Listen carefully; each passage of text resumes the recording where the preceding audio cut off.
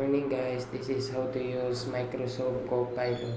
So punta po tayo sa Play Store and search lang po natin ang Copilot or Microsoft Copilot. So pag-press na po siya is yan, pindutin lang po natin yung install. So antay-antay lang po tayo. So hinting patient lang po.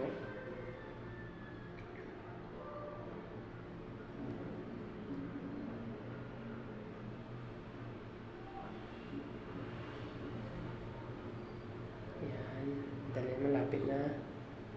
So, yun, installing na po.